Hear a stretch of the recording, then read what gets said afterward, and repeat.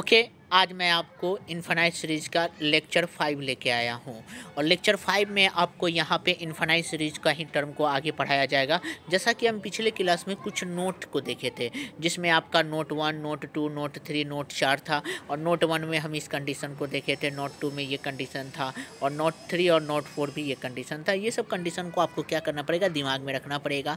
हो सकता है तो इसका आप एक शॉर्ट नोट्स बना लो। शॉर्ट नोट्स में इस टर्म को आप लिख लोगे ना तो दिमाग में हमेशा याद होते रहेगा, रिवीजन होते रहेगा, तो ये आपको बहुत ज़्यादा क्या करेगा, हेल्प करेगा। अब मान लेते हैं मेरे पास एक एग्जांपल है। अब हम इस एग्जांपल पे और थोड़ा सा बात करते हैं, देखते हैं कि क्या है। मेरे पास एक सीरीज है an है और ये जो सीरीज है आपका 1/√n है, जहाँ पे हम क्या कर लिए हैं, एसन का जो टर्म है a1 + a2 + a3 dot dot dot an है, तो इसको हम 1/1/√2 1/√3 1/3 डॉट डॉट 1/√n लिख सकते हैं। और हम यहाँ पे ये भी लिख सकते हैं चूँकि 1 आपका बड़ा है 1/√n से, बिल्कुल सही है। 1/2√2 भी बड़ा है 1/√n से, 1/√3 भी बड़ा है 1/√n से। ये तो आप पता कर सकते हैं कि कौन बड़ा है, तो वो तो नॉर्मल चीज़ है। तो अब इसका ये मतलब है कि 1/√n आपका बराबर हो सकता है। तो अब हम इसका लेफ्ट साइड को क्या करते हैं, एडिंग करते हैं। एडिंग लेफ्ट साइड तो राइट साइड भी आपका क्या हो जाएगा, एडिंग हो जाएगा। चूँकि ये n टर्म तक है तो n/√n, इसको हम ऊपर भेजेंगे तो क्या हो जाएगा, √n हो जाएगा। और चूँकि ये एसन के टर्म को क्या करता है, दिखाता है, तो एसन यहाँ पे ये हो गया। अब हम दोनों तरफ लिमिट लगा देते हैं। लिमिट जैसे लगा दिए तो ये आपका क्या हो जाएगा, प्लस इन्फिनिटी की तरफ जाना पसंद करेगा। तो इसका ये मतलब limit n tends to infinity S n is equal to plus infinity. और ये कन्वर्जेंट नहीं है, और कन्वर्जेंट नहीं है तो इसका ये मतलब ये डाइवर्जेंट है, और डाइवर्जेंट में भी आपका प्लस डाइवर्जेंट चला जाएगा इन्फिनिटी तक। तो इसका ये मतलब है कि सीरीज जो मेरे पास ये दिया हुआ है कन्वर्जेंट नहीं है, और लेकिन इसका जो लिमिट है वो 0 के क्या है, बराबर है। Limit n tends to infinity an is equal to limit n tends to infinity 1/√n is equal to 0। Convergent नहीं है लेकिन इसका जो लिमिट है वो 0 के क्या है, बराबर है। तो ये एक टर्म देखें। अब हम और एक टर्म को और देखते हैं कि ये एग्जाम्पल में जितना आप एग्जाम्पल को देखना चाहोगे ना तो उतना आपको बहुत ज़्यादा हेल्पफुल मिलता है। तो मेरे पास एक और सीरीज है 1/√100 1/4 और √100 2/8 और 2/6 है, सॉरी 2/6 है, plus dot dot dot 1/√100 n/2 into n+1 है। तो इस टर्म ये कन्वर्जेंट नहीं है। तो ठीक है, अब हम इसको देखते हैं। यहाँ पे मान लेते हैं मेरे पास एक सीरीज दिया हुआ है, तो इसका हम समेसन n बराबर 1/1 n बराबर 1 से लेकर इन्फिनिटी तक an लिख सकते हैं। तो an बराबर हमको दिया हुआ है √100 n/2 इंटू n+1। दोनों तरफ लिमिट लगाएं। जैसे लिमिट लगाएं तो सबसे पहले हम देखते हैं n यहाँ पे ऊपर में कॉमन नीचे है, नीचे में हम n कॉमन ले लेंगे तो आपका ये टर्म आ जाएगा। ऊपर का n नीचे का n क्या हो जाएगा, आपस में कट जाएगा, तो इसको ये टर्म में लिख सकते हैं। और हम जैसे इन्फिनिटी मतलब लिमिट लगाएंगे तो ये आपका 1/√2 हो जाएगा, तो ये वैल्यू 1/√2 हो जाएगा जो कि 0 के बराबर नहीं है। तो इसका ये मतलब है कि ये आपका 0 के बराबर नहीं है। जो 0 के बराबर नहीं होता वो कन्वर्जेंट नहीं होता है।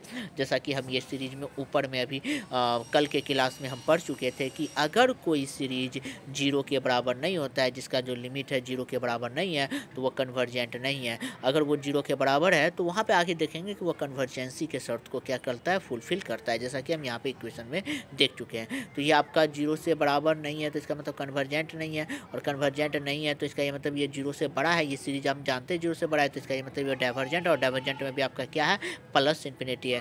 क्यों है, क्योंकि हम यहाँ पे देख लेते हैं 1/√2 है। 1/√2 का मतलब ये 0 से बड़ा है, और जो 0 से बड़ा होता है वो आपका क्या हो जाता है, एक मिनट, जो 0 से बड़ा हो जाता है वो आपका क्या हो जाता है, टर्मिंग को प्लस में रखना पसंद करता है।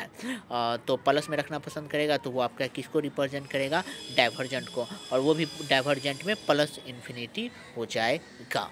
अब फिर उसके साथ साथ हम और यहाँ पे दिखाते हैं कि मेरे पास एक और एग्जाम्पल है। एग्जाम्पल में लिखा हुआ है सॉ डैट। मेरे पास एक और सीरीज है सिग्मा n बराबर 1 से लेकर इन्फिनिटी तक ये सीरीज है, और बोल दिया गया कि ये कन्वर्जेंट नहीं है, प्रूफ कीजिए। तो सबसे पहले हम सीरीज को लिख लिए और यहाँ पे इस सीरीज को an मान लिया।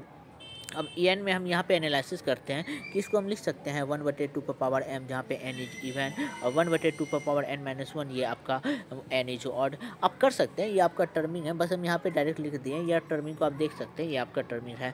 और फिर उसके बाद हम जब इवन रखेंगे तो ये आपका +1 रखना पसंद करेगा, ऑड रहेगा तो ये कंडीशन को रखना फुलफिल करेगा। तो हम दोनों तरफ लिमिट लगाते हैं। लिमिट जैसे लगाए तो ये 1 हो जाएगा और ये क्या हो जाएगा, 0 हो जाएगा।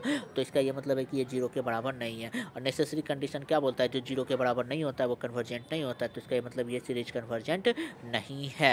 तो अब हम नीचे चेक करते हैं, तो इसको हम क्या कर लेते हैं, अब ईयर पे कन्वर्जेंट नहीं है तो इस पर थोड़ा सा एनालिसिस करते हैं। एन के जगह पे हम 2n लिख देते हैं। अब A2n को हम इस तरह से लिखें, फिर यहाँ पे इस तरह से तोड़ तोड़ के पता चला 1 है, तो इसका मतलब sequence A2n is equal to 1 है, जहाँ पे ये सभी n के लिए ये सेटिस्फाइड करता है। अब A2n प्लस 1 के लिए हम देखते हैं, तो ये कंडीशन हो गया। और फिर उसके बाद यहाँ पे है, इसका ये मतलब है कि ये जो है आपका A2n प्लस 1 में इस तरह के कंडीशन को ये क्या कर रहा है, फुलफिल कर रहा है। जैसा कि AN में ये कंडीशन, A2n में आपका 1 हो गया, जैसा कि यहाँ पे देखते हैं A2n प्लस में -1। तो इसका ये मतलब है कि ये इवन में दिखा रहा है कि ये 1 है और ऑड में ये है, जो कि हम ऊपर में ये किए थे। यहाँ पे जो ये किया गया है, इसी का फॉर्म वहाँ पे क्या किया गया, फुलफिल किया गया है। आप जैसा कि सॉल्यूशन में देख सकते हैं, ये आपका लॉन्ग करके किया गया। तो यहाँ पे देखो, अब जब n के जगह पे 2n पुट किए, यहाँ पे भी 2n पुट करेंगे, तो आप जानते हैं 2n जहाँ पे भी आ जाता है तो वो प्लस हो गया, +1। तो यहाँ पे कट किया गया तो -1 पर पावर 2n है, तो इसका मतलब +1 हो जाएगा। अब इसके बाद जब 2n हो गया तो ये कंडीशन, अब इसके बाद अब हम यहाँ पे 2n प्लस 1 रख देते हैं, तो 2n प्लस 1 हो जाएगा। तो यहाँ पे 2n -1 के जगह, सॉरी यहाँ पे -1 होना से +1 नहीं -1, यहाँ पे आप लोग देख लेना, थोड़ा सा मिस्टेक हो गया। यहाँ पे 2n प्लस 1 ना होकर 2n -1 कर लेना। तो यहाँ पे 2n -1 जैसे किया तो आपका यहाँ पे माइनस आ गया, यहाँ पे माइनस आ गया, -4 आ गया, इसको सॉल्व किया तो माइनस में आ गया। तो फिर इसका ये माइनस के टर्म को क्या करता है, रिप्रेजेंट करता है। तो इसको आप देख लेना। अब हम आते हैं Cauchy general principle of convergence for series, मतलब यहाँ पे हम काउची कन्वर्जेंस क्राइटेरियन के थ्योरम को देखेंगे। तो ये थ्योरम है Cauchy general principle of convergence, जिसमें हम काउची कन्वर्जेंस क्राइटेरियन रखा जाता है। इसी का दूसरा नाम क्या है, काउची कन्वर्जेंस क्राइटेरियन। तो थ्योरम क्या कहता है, थ्योरम का स्टेटमेंट देखते हैं। A necessary and sufficient condition for a series sigma an is convergent. अब मेरे पास एक सिग्मा an है, वो कन्वर्जेंट है। वो कन्वर्जेंट कब है, जब sigma is greater than 0, there exist a positive integer m, और ये एग्जिस्ट करता है किसी पॉजिटिव इंटीजर m को, such that mod am plus 1 plus में am प्लस 2 प्लस में dot dot dot an is less than epsilon for all n is greater than equal to m। ये है आपका Cauchy general principle of convergence का statement. तो इस statement को यहाँ पे आप समझिए, देखिए यहाँ पे स्टेटमेंट लिखा हुआ है। तो ये स्टेटमेंट क्या कहता है, इस Cauchy general principle of convergence का दूसरा नाम ही है काउची कन्वर्जेंस क्राइटेरियन।